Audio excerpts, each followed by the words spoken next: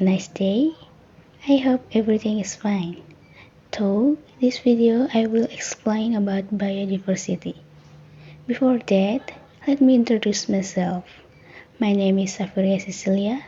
I am a first semester student biology education, Faculty of Teacher Training and Education, Nusa Cendana University Kupang. Listen careful, okay? Let's learn together. What is biodiversity?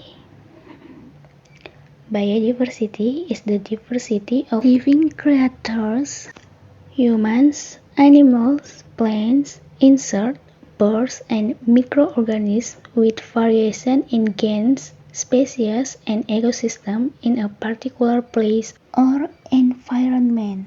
Biodiversity includes the diversity of living things based on characteristics that can be known through observation.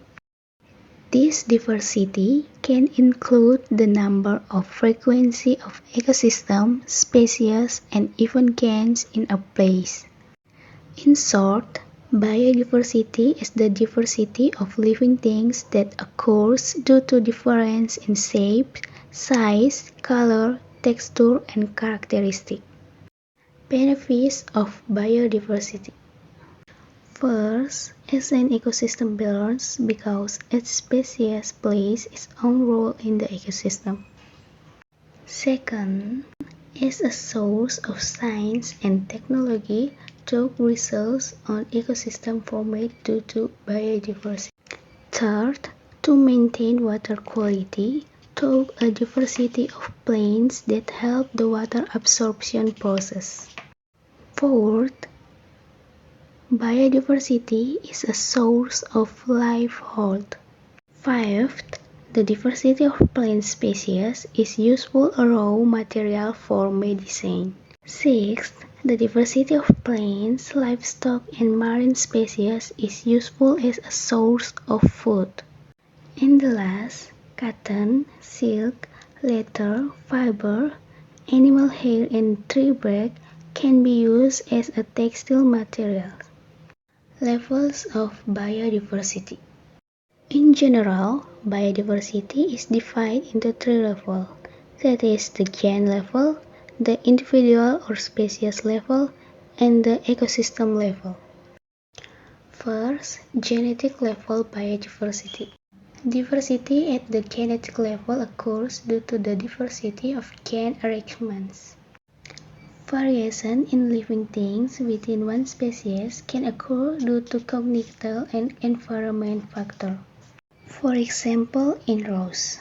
Even though they are both rose and have the Latin name Rosa hybrid, the color of the crown of the rose can be different.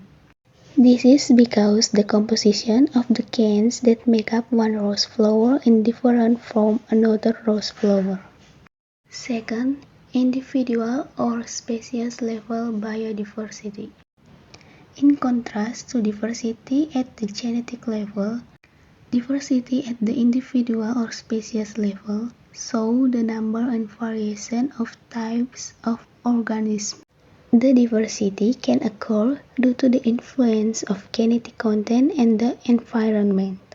An example of this individual or species diversity is in the Araceaceae or palms.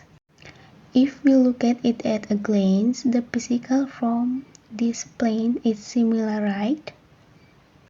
In fact, all of them are different types or individuals.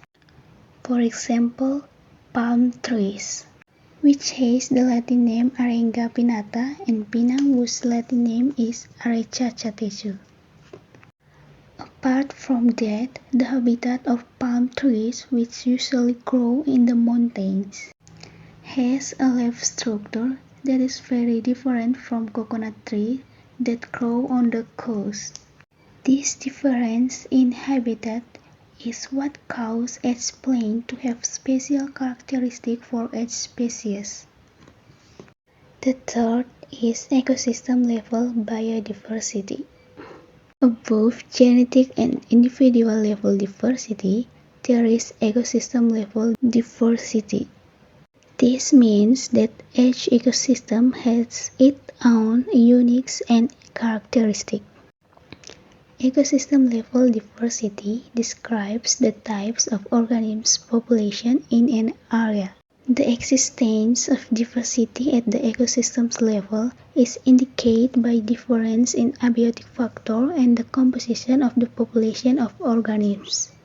Because of this abiotic difference, living creatures that live in desert areas is different from those that live in savanna, steppe, tundra, taiga, deciduous forests, and tropical rainforest. That's all I can share for everyone. If there is a wrong word, please take care advantage of it. I hope the biodiversity material can be useful for all of you.